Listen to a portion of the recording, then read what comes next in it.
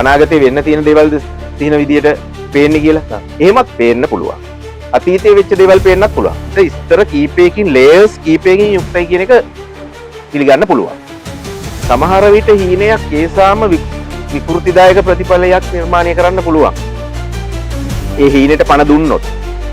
ඒ කියන්නේ නින්දයි නොනින්දයි අතරේ භාවාංග සිතට කතා කරලා නිදා ගන්න පුළුවන්. ඒ අපරිමිත විශ්ව ඥානය. මේ විශ්ව ඥානයට පුළුවන්කම තියෙනවා අපේ ඕන ප්‍රශ්නයකට උත්තර තියෙනවා මේ විශ්වය තුළ. ඊට පස්සේ වෙන්නේ යටිහිත විශ්වයත් එක්ක කරන ගනුදෙනුවේදී කාලයක් මෙහෙම කරොත් සතියක් දෙකක් මාසයක් දෙකක් තුනක් කරනකොට අපේ ඕනම ප්‍රශ්නයකට උත්තරේ විශ්වයෙන් ලබා දෙනවා. ඊයේ නැති වුණා කියන පුංචි ඊට ඔය කියන මොහොතට පැය භාගයකට කලින් මම ජීවමානව දකිනවා. ඒ කියන්නේ මගේ ඇස් බොරු නෑ කියන්නේ මම දෘෂ්ටි මායාවක් දැක්කේ නෙමෙයි. नेतुमान दृश्य सीमाවේ අතික්‍රමණය. අයිබෝවන් සුබ දවසක් ප්‍රාර්ථනා කරනවා නෙතුමාන YouTube නාලිකාව සමග එකතු වෙලා ඉන්න සියලුම දෙනාට. අද අපි කතා කරන්නේ සිහින පිළිබඳව. රාත්‍රියක සිහින ගැන කතා කරනකොට ඔබ දැකලා තියෙන සිහිනයට අර්ථකථනයක් දෙන්නත් අපි සූදානම් වෙනවා. ඉතින් වෙනද වගේම වැඩසටහනට ඉතාමත් ගෞරවයෙන් යුතුව පිළිගනු ලබනවා නීතිඥ චතුර උමගලිය මහත්මයා. චතුර මහත්මයා අයිබෝවන්. අයිබෝවන්. චතුර මහත්මයා අපි සිහින ගැන කතා කරන්නේ. සිහින ඔබත් දකිනවා මමත් දකිනවා මේ නරඹන අපේ ආදරණීය හිතවණුත් දකිනවා. ඇත්තටම මේ චතුර මහත්මයා සිහිනයකට අපිට අර්ථකථනයක් දෙන්න පුළුවන් මෙන්න මේක තමයි කියලා. ඔව් සුබ දවසක් සියලුම දෙනාට. මේ සිහින පලාපල කියන්න උත්සාහ කරනවා නෑ නෙමෙයි හොඳේ. සිහින පලාපල මම දන්නෙත් නෑ කියන්න. මේ නැත්තම් බලයි මොකද මේ සිහින ගැන කරන්නේ. හැබැයි සිහින වලින් වැඩ ගන්න හැටි සිහින ලවා වැඩ කර ගන්න හැටි තමයි අපි මේ වැඩසටහනේ අවසානයේදී කියන්න බලාපොරොත්තු වෙන්නේ. සිහින ගැන විවිධ අර්ථකථන තියෙන්න පුළුවන්. අපි මෙහෙම හිතමුකෝ. දැන් මිනිස්සෙක්ගේ සිත ගත්තාම ස්තර කීපයකින් යුක්තයි. මේක මනෝවිද්‍යාවේ එක ක්‍රම වලට කියනවා වෙන්න පුළුවන්. තවත් ආගම දර්ශනවල තවත් විදිහට කියනවා වෙන්න පුළුවන්. නමුත් අපිට දැනෙන අවබෝධ වෙන විදිහට හිතුවාම සිත ස්තර කීපයකින් ලේයර්ස් කීපයකින් යුක්තයි කියන එක පිළිගන්න පුළුවන්. කාට වුණත් දැනෙනවා. අපි ඒක මෙහෙම කියමුකෝ අපේ පහසුවට කියන්නේ. මේක ගැන මේ මනෝවිද්‍යාව පිළිබඳ විශේෂඥයෝ මේ වෙනත් අර්ථකථන ඉතා පැහැදිලි කිරීම න්‍යායාත්මක තියෙන්න පුළුවන්. එහෙම නෙමෙයි මම කියන්නේ සාමාන්‍යයෙන් අපිට තේරෙන විදිහට සිතක ස්තර තුනක් අපිට හඳුනා ගන්න පුළුවන් පැහැදිලිව. උඩු සිත, යටි සිත, භාවාංගය හෙවත් සිතේ න්‍යෂ්ටිය කියලා අපි හිතමු. මෙහෙම කිව්වහම පහසුයි මං හිතන්නේ. දැන් අපි දැන් මේ මොහොතේ මේ වැඩසටහන පටිගත කරමින් ඉන්නේ තරංග මහත්මයා අපි ඔබතුමයිමයි මේ මොහොතේ මේ කතා කරමින් ඉන්නේ උඩු සිතේ. උඩු සිතට තමයි සියලුම භෞතික සංවේදනා හොඳටම දැනෙන්නේ. ආදරය, කරුණාව, තරහව, මෛත්‍රිය, වෛරය යෝන එකක් අපිට දැනෙන්නේ. අපි මේ ගනුදෙනුව කරන්නේ උඩු සිතින්. අපි මේ ඉන්න පියවි මොහොතේ. හැබැයි අපි රැ නින්දට ගියාම මේ අපේ උඩු සිත ස්විච් ඔෆ් වගේ තත්වයකටපත් වෙනවා. එතකොට එතකන් මේ ජීවත් වෙන මේ මොහොතේ අපේ යටිසිත තිබ්බේ ලයිව් නමුත් නියුට්‍රල්. ජීවී නමුත් නිහඬ ස්ලීප් වගේ මොහොතක. හැබැයි දැන් භෞතික නින්දේදී උඩුසිත ස්විච් ඔෆ් වෙච්ච ගමන් යටිසිත ඔන් වෙනවා. ඔන්න ඔතන තමයි මේක තමයි අපි ජීවිතේට සිහින වලින් වැඩ ගන්න අවස්ථාව කරගත යුත්තේ. මොකද දැන් මේ සිතේ ගැඹුරටම ගියාම භාවාංග සිත කියලා අපි මේ මොහොතකට කලින් කියපු න්‍යෂ්ටිය කියලා කියපු මේ විශ්වය එක්ක අපි ලින්ක් වෙන අපි සම්බන්ධ වෙන ඉතාම ගැඹුරුම තැන තියෙනවා. එතකොට ඔය විශ්ව ඥානය සම්පූර්ණයෙන්ම තියෙන්නේ අපි මේ විශ්වයේ කොටසක් නේ. එතකොට අපි මේ විශ්වයට සම්බන්ධ වෙන්නේ ඔන්න ඔතනින්. එතකොට ඔය භාවාංගයත් එක්ක නැත්නම් සිතේ ගැඹුරත් එක්ක ගනුදෙනු කරන්න උඩු සිතට බෑ. කොහොම අමාරුයි. හැබැයි යටි සිතට ඔක ලස්සනට කරන්න පුළුවන්. එතකොට මේ යටි සිතෙන් කොහොමද මේ විශ්වයෙන් පණිවිඩ ලබා ගන්නේ ධනාත්මකව කියන එක තමයි අද දවසේ අපි කතා කරන්න බලාපොරොත්තු වෙන්නේ. සහ යටි සිතෙන් වැරදි පණිවිඩ ගත්තොත් මොකද්ද වෙන්නේ කියන එක. හොඳයි සිහින පලාබල ගැන නෙවෙයි අපි කතා කරන්නේ යතුරු මහත්මයා කිව්වා වගේ ඇත්තටම මේ සිහිනයක් තුලින් යම් කිසි කාරණාවක් අපිට පෙන්눔 කරනවාද ඔන්න ඕකනේ තරලෝම කිව්ව යතුරු මහත්මයා උදාහරණ සහිතව අපිට කතා කරන්න පුළුවන් ද මේ ගැන උදාහරණ දෙකක් ඔව් අනිවාර්යෙන් පුළුවන්. දැන් එතකොට දැන් මේ ඇත්තටම මේ සිහිනයකින් අපිට බලා පෙන්눔 කරන්නේ යතුරු මහත්මයා ඉදිරි අනාගතයේ වෙන්න තියෙන දෙයක්ද එහෙමත් නැත්නම් අපේ ජීවිතේ මට හිතා ගන්න බෑ සමහර වෙලාවට අපේ ජීවිතේ පසුගිය දේවලුත් මම නම් හිනෙන් දැකලා තියෙනවා වෙලාවට කොහෙදෝ නැති දෙයක් පේනවා. ඒක හිතා ගන්නත් බෑ අපි ජීවත් වෙන්නේ මේ ලෝකෙද වෙන ලෝකෙද කියලා හිතා ගන්නත් බෑ. අපි අසුරු කරන කට්ටිය පේන්නෙත් නෑ. එහෙම දේවල් තියෙනවා. සමහර වෙලාවට අපි ළඟම ඉන්න හිතවතුන් ආදරවන්තයෝ, ඒ කියන්නේ ආදරණීය මිනිස්සු අපිට දෙමව්පියෝ වෙන්න පුළුවන්, යාළුවෝ වෙන්න පුළුවන්. ඒගොල්ලෝ පේනවා. ඇත්තටම මේ වෙන්න තියෙන දේවල් මේ සිහින වලින් පේන්නේ. ඔව් දැන් මේ එක සිතුවිල්ලකින් ධනවත් වෙන්න කියන වැඩසටහන් මාලාවෙම තවත් දිගුවක් නෙමේ. හැබැයි දැන් එතනට එන හැටි තමයි දැන් කියන්නේ. කියන්න කලින් උදාහරණ ටිකක් දෙපැත්තෙම කියන්න ඕන පොසිටිව් නෙගටිව්. එහෙනම් සීන වලින් හරියට වැඩ ගන්න හැටිනේ අපි බලන්න ඕනේ. දැන් මම මෙහෙම කියන්නම්. දැන් පොසිටිව් තැනට යන්න ඕනේ ඉඳ ඉස්සෙල්ලා මම පොඩි නෙගටිව් දෙයක් කියනවා. නෙගටිව් කියන්නේ මේකයි. දැන් ඇහුවනේ තරංග මහත්මයා අනාගතේ වෙන්න තියෙන දේවල්ද සීන විදියට පේන්නේ කියලා. එහෙමත් පේන්න පුළුවන්. අතීතයේ වෙච්ච දේවල් පේන්නත් පුළුවන්. මේ භවයේ නෝන ඈත සංසාරයකදී වෙච්ච දේවල් පේන්නත් පුළුවන්. එක එක දේවල් තියෙනවා. දැන් මම දැන් මගින් උදාහරණයක් කියන්නම්කෝ. මම පොඩි කාලේ එක දිගට දැක්ක හීනයක් තියෙනවා. ඒක මේ සාමාන්‍ය පෙළ කරන අවධිය වෙනකන් දැකලා තියෙනවා. ඒ හීනය 20 30 වතාවකට වඩා. ඊටත් වැඩි ඇති වර්ග. දකින්නේ එකම හීනය සමහර අවස්ථාවල ඒ කියන්නේ එක මේ නන්නාඳුන පළාත ඒ හීනෙන් පේන කඳුකර ප්‍රදේශය මම අද වෙනකන් මේ මගේ දැන් මේ ජීවිතේදී දැකලා නැහැ. කොහෙදවත් දැකලා නැහැ. මම මතක අමාරුවෙන් මතකයට නගා ගන්න උත්සාහ කරනවා මං ගිය හෝ දැන් යන තාම මට මුණ ගැහිලා නැහැ මේ ප්‍රදේශේ. හැබැයි දකින්නේ හැමදාම එකම ප්‍රදේශේ. ඒ කඳුකර ප්‍රදේශයේ මම ඇවිදගෙන යනවා. හැබැයි මම කියලා මට මගේ රූපේ පේන්නේ නැහැ. ඇවිදගෙන යනවා එක්තරා කඳු ගැටයක් උඩට නගිනවා මම. එතනින් පල්ලෙහාට වැටෙනවා තමයි හැමදාම දකින්නේ. එකම හීනය දකින්න. එකම හීනේ එකම ප්‍රදේශයේ එකම විදිහට දකින්නේ. දැක්කේ දැන් නම් දකින්නේ. මම දැක්ක කාලයක් තිස්සේ. එතකොට ඒක අරුම පුදුම සිදුවීමක්. දැන් සාමාන්‍යයෙන් මම ගොඩක් දේවල් වලට බය නැති මිනිස්සෙක්.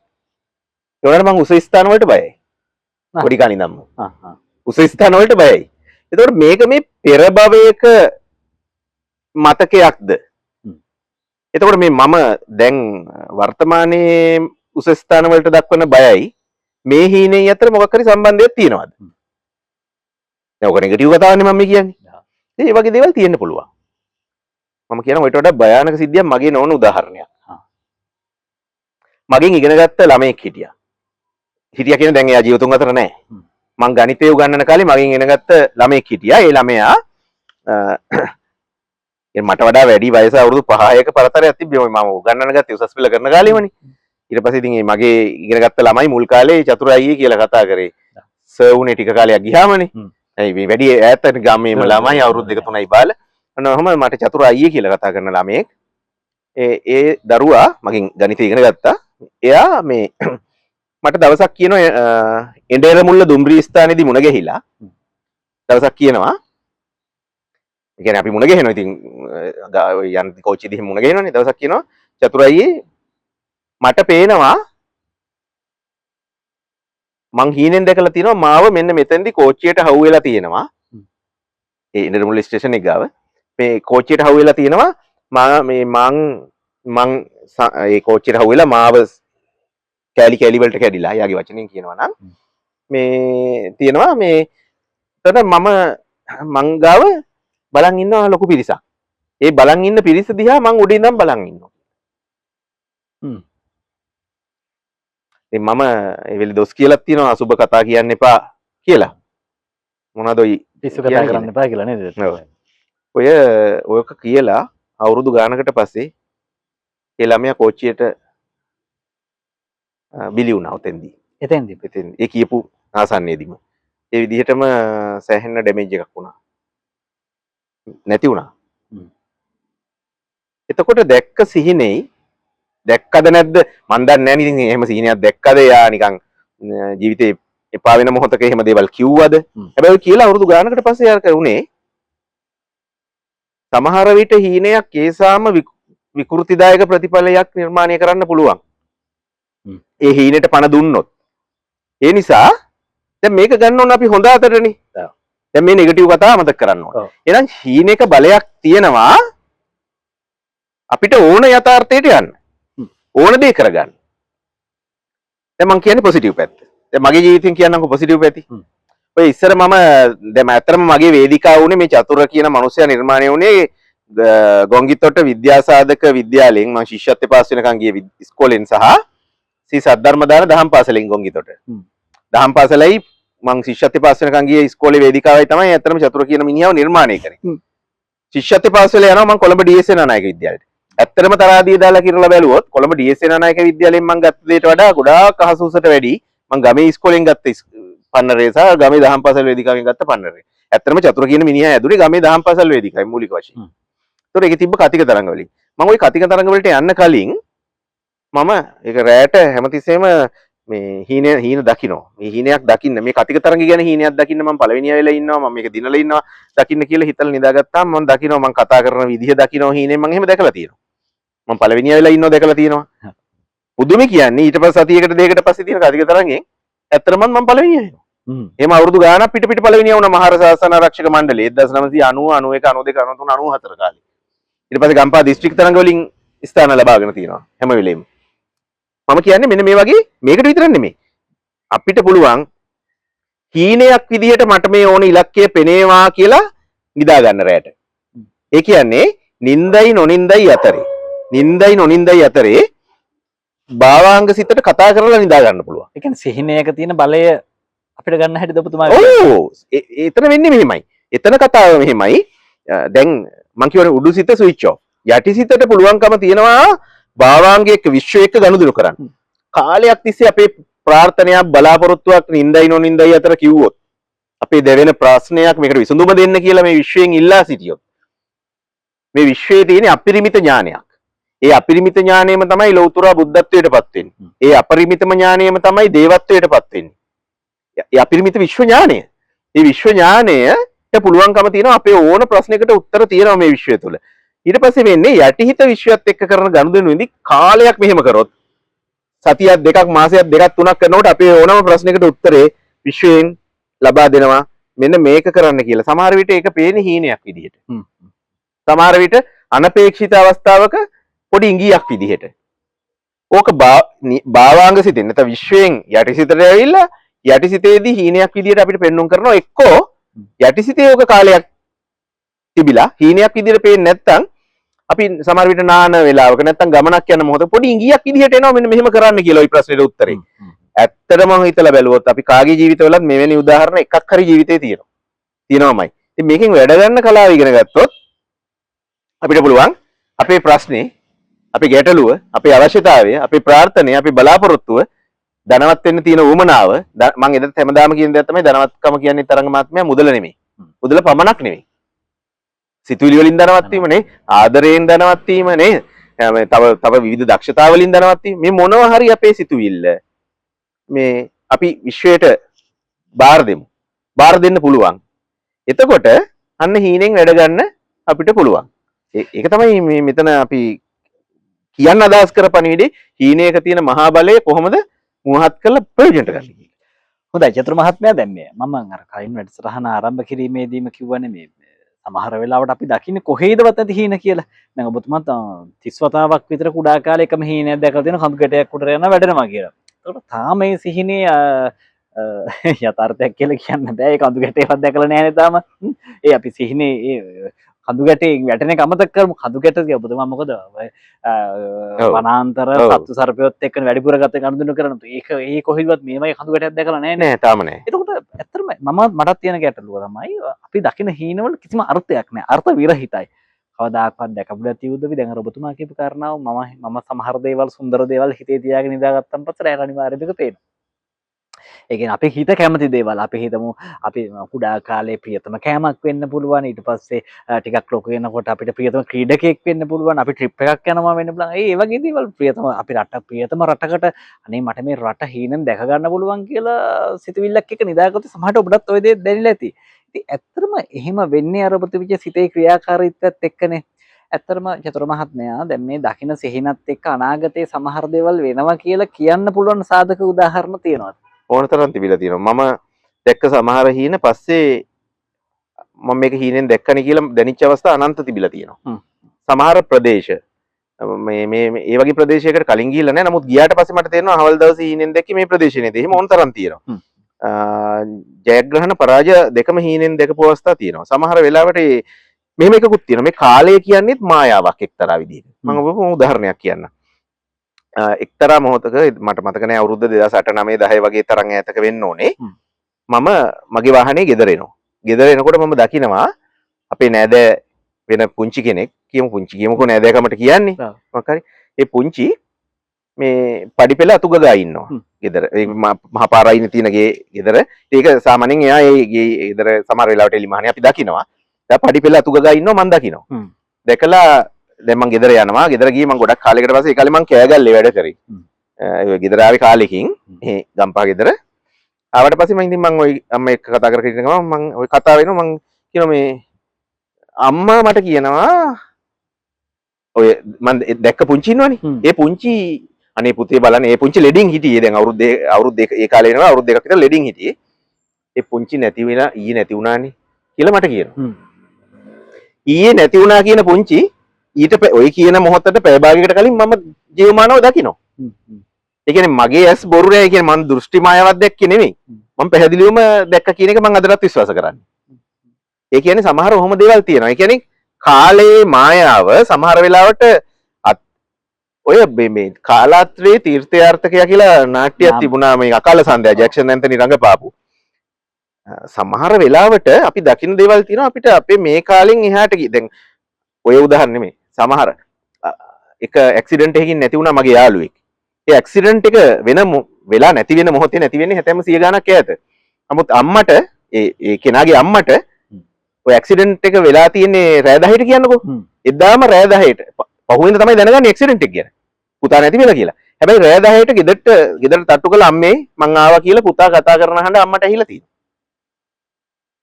අර මරණය සිද්ධ වෙන මොහොතයි මෙතන අම්මේ කියලා දොර තට්ටු කරන මොහොතයි දෙකම එකයි ඔය හමුදාවෙත් ඔය වගේ උදාහරණ ඕන තරම් තියෙනවා නැති වෙච්ච සෙබළු සමහර විට ඊට නැති වුණාරායි කියන දවසට දවස් දෙකකට විතර පස්සේ දැක්ක අවස්ථා කියලා කට්ටිය කියනවා මේවා හුදු මානසික මනෝභ්‍රාන්තිම කියලා බැහැර කරන්න බෑ අපිට මේ හැම දෙයකම තියෙන්නේ සිහිනයයි මේ ජීවිතයයි සමහර විට දෙකක්මද එකක්ද කියලා හිතන අවස්ථාවක් නැතුව නෙවෙයි දැන් චතුර මහත්මයා අපි රෑ සාමාන්‍යයෙන් නිින්දට යන්නේ රෑ 9ට 10ට විතර තීරණය කරන්නේ අපි. ඔව්. නිින්දට ගියාට පස්සේ එළි වෙන වෙලාව අවදි වෙන වෙලාවක් තීරණය කරන්නේ අපි. දැන් මේ කාල පරාසය තුළ අපි හදිසිය වතුර බොන්න එහෙම අවදි වුනේ නැත්නම් හොඳ හීනයක අපි එළි වෙනකන් ඉන්නවනේ. ඔව්. මේ හීන දකින වෙලාවත් එක්කත් ඔය ජීවිතේ තීරණාත්මක වෙන ඒ කරුණු කාරණාත් වෙනස් වෙනව නේද? දැන් අපි රෑ 12ට දකින හීනයක් වෙන්න පුළුවන් උදේ පාන්දර දකින හීනයක් වෙන්න පුළුවන් ඒක අනුව දැන් ඔබතුමාගේ මේ පලාපල අහනව නෙවෙයි මම එතකොට ඒ තීරණය ඒ දකින හීනයත් එක්ක අපේ ජීවිතේ දෙන සාධකත් වෙනස් වෙනව නේද ඔව් ඔය කියන්නේ දකින වෙලාව අනුව ඒක යථාර්ථයක් වීමේ සම්භාවිතාවය කියන්නේ ඔය වෙන්න පුළුවන් නින්ද අඩ නින්දේනේ දකින හීනයකට වඩා ගැඹුරු නින්දේදී දකින හීනේ යථාර්ථයට ළඟයි කියන එක ඒ වගේ කතා අහලා තියෙනවා මම අහකට කියන හීන පලාපල මම දන්නේ නැහැ මම මේව මොනවද දන්නේ නැහැ ඒක නෙමෙයි මේ කියන්න හැදුවේ ඒක ඇත්තක් තියෙනවා හැබැයි අපිට දකින්න ඕන කරන හීන දකින්නත් පුළුවන්කමකුත් තියෙනවා දැන් ඔය මේ මම ගොඩක් කැමති මේ අලියෝ එහෙම හීනෙන් දකින්න අලියැත්තු ජීවිතය සම්බන්ධයිනේ සම්බන්ධයි මම පොඩි ත්‍රාසජනක අත්දැකීම් වලටත් මම කැමතියි ඒ කියන්නේ මම ගොඩක් කැමතියි මේ අලි බලන්න උන් ටිකක් පොඩි ඇටැක් මෝඩ් එකකට එලවනවා දකින්නත් කැමතියි හැබැයි ගහන්න බෑ තේරෙනවද මේ එහෙම කැමතියි මේ මම හරියා කැමතියි අලි දකින්න ඉතින් මට දැන් ගොඩාක් මහන්සි දවසක මං අද නම් අලි හීනෙන් පෙවුණා නම් හොඳයි කියලා හිතාගත්ත ගොඩාක් දවස්වල අලි පෙන්නලා තියෙනවා එහෙමත් තියෙනවා උන් ඇටැක්ුත් කරනවා මට ගහන්න එන අවසාන මොහොතේ මම බේරෙනවා ඒ හීනෙට මං හරි කැමතියි හරි ගහන්නත් බෑ බේරෙන්නත් ඕනේ දකින්නත් ඕනේ පොඩි ත්‍රාසයකුත් ඕනේ එහෙමයි තියෙනවා ඒකෙන් මොකද්ද මම මේ කියන්න හදන්නේ ෆෝමැට් කරලා අපිට ඕනේ හීනේ දකින්නත් පුළුවන් හීනෙන් ඉලූෂන් එක මායාවකට ලක් වෙන්නත් පුළුවන් හැබැයි යථාර්ථයට ලං වෙන විදිහට මේ ඔය වගේ කොලොප්පන් ඒවා නෙමෙයි ඕක කොලොප්පමන්නේ කොලොප්පමක් වුණාම මම කරන දේවල්නේ කොලොප්පම පැත්තක තියලා ඇත්ත ටාගට් එකට යන්න විශ්වයෙන් පණිවිඩ ඉල්ලන්න මම එහෙම ඉල්ලලා තියෙනවා. ඒකේ මොනවා මහා දෙයක් තියෙනවා කියනවා මට මෙන්න මේකට නිර්මාණශීලී අදහසක් දෙන්න කියලා නිතර නින්දයි නොනින්දයි අතර කියපු අවස්ථාවල මට ඒ ඕන කරන පණිවිඩය ඇවිල්ලා තියෙන අවස්ථා තියෙනවා ජීවිතේ. හොඳයි දැන් මේ කියන කරුණුත් එක්ක චතුර මහත්මයා මේ සිහින බලාපල අහන්න එන්න එපා කියලා දැන් අයියෝ මම දන්නේ මොකුත් දන්නේ නැහැ. අහන්න එපා කිසිම දෙයක් දන්නේ නැහැ හින බලාපල.